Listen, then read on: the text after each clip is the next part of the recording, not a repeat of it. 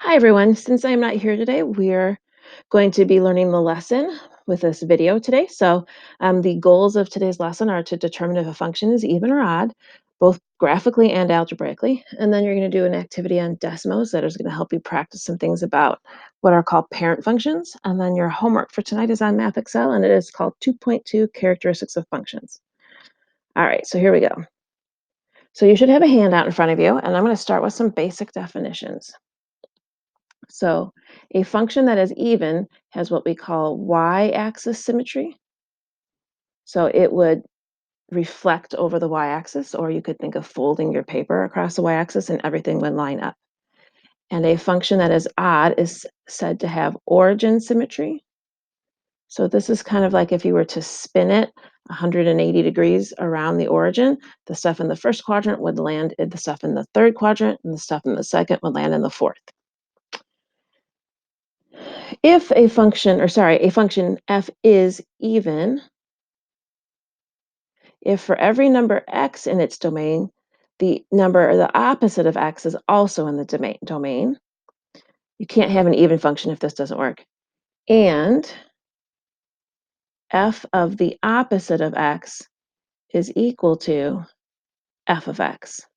So what this means is something like this. So if you have a function that has f of 2 equal to 7, then you must also have f of negative 2 equal to 7 if it's going to be even.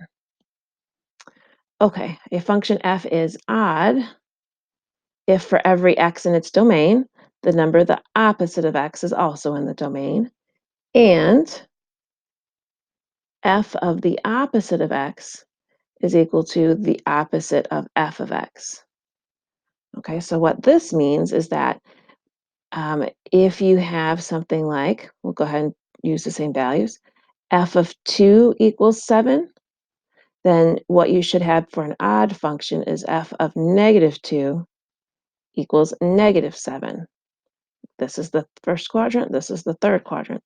Or you could even do something like if f of negative 3 equals 8, then f of positive 3 is equal to negative 8. Okay, a couple of numeric examples there. All right, so we're going to start with these problems that I'm going to have you sketch a graph. I'm going to just sketch it really basic. It's not going to be that big of a deal. I am going to start this one, though, by factoring because I think that'll be easier for us to recognize what's happening. So when I factor it, it looks like this. X to the fourth times x minus 1. I'm going to go by twos because these little values are so small. So this is 1, this is 2, negative 1, negative 2. Okay. So I have the point 0, 0, and I have the point 1, 0. And then if you wanted to kind of get a better feel for the graph, you're welcome to do a table of values. So let's say I put negative 1 into the function. If I put negative 1 into the function, I get negative 2. Maybe I want to put 2 in. If I put 2 in, I get 16, which is way off of my grid.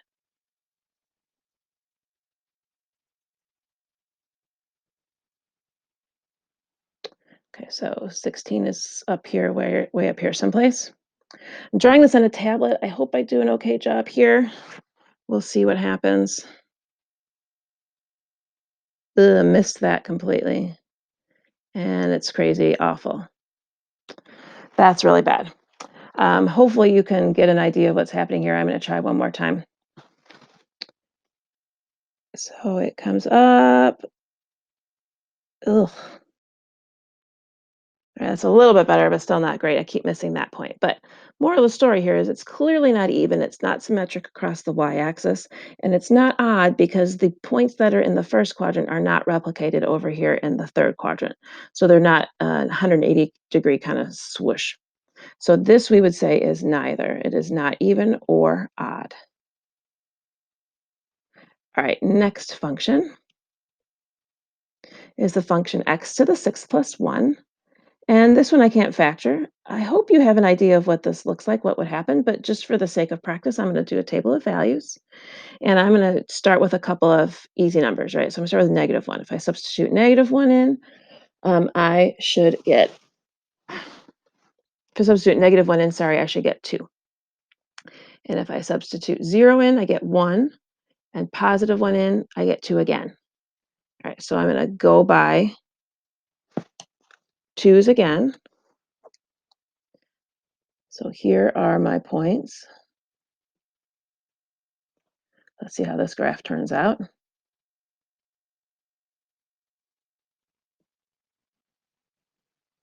That's not as bad.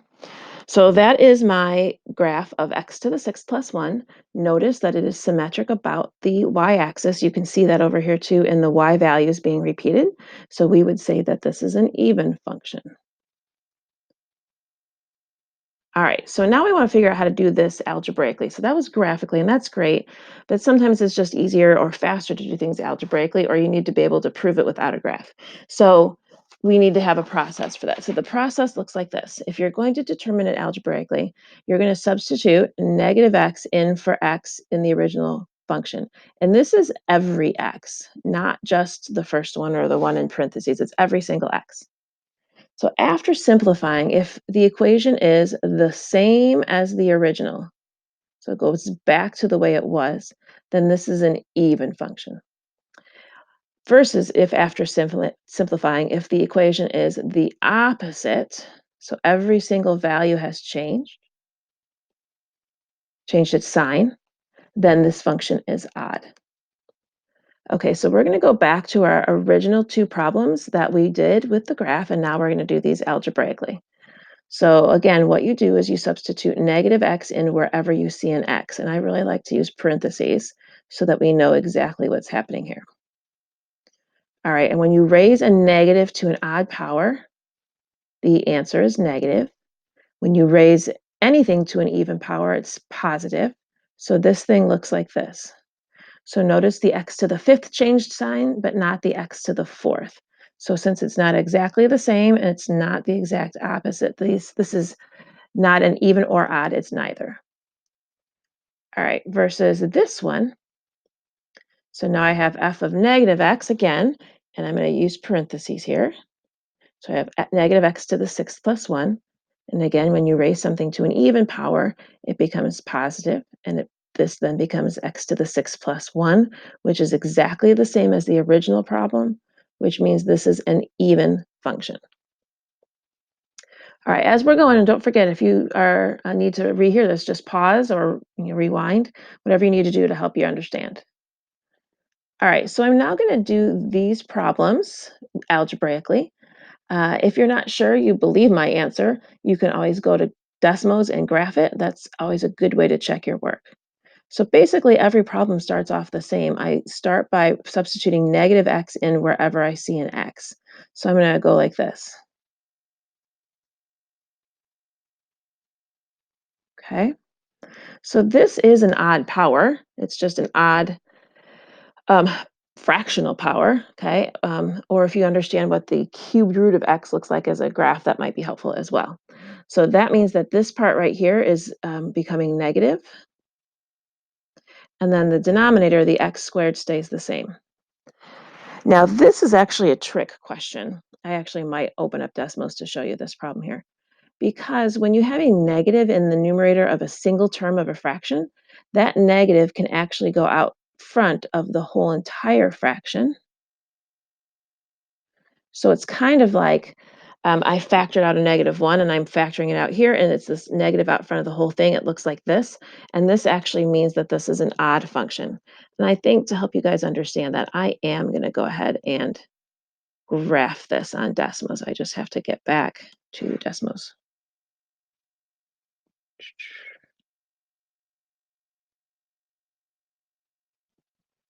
All right, so the problem was, oops, f of x equals x to the 1/3 divided by x squared minus 1. Okay, so there's the graph. What we're looking for is every point in the first quadrant to exist in the third, every point in the second to exist in the fourth. So can you see if you were to spin it, all the points would line up. So this is an odd function. It's a little bit harder to recognize it, I think, when it's written. So That is what the graph looks like. All right, so I can go back and say that this is odd. Okay, and now we're going to move on to the next one. All right, so this is g of negative x equals negative x over the absolute value of negative x. This problem is pretty much the same as the one we just did. So this absolute value, you can just drop the negative in there. It doesn't matter. It stays positive. And the negative that was in the numerator can kind of be like factored out front. So it is out front of the whole fraction, which means it's the exact opposite of the original, which means it's odd. All right, two more. So now this problem here, let's change colors.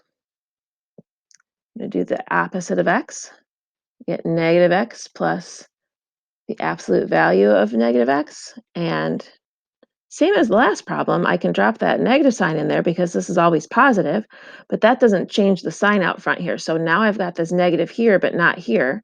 So this is not even or odd, so this is neither. And again, if you're not sure you believe me when I'm saying this, go ahead and graph them so you can see what it looks like.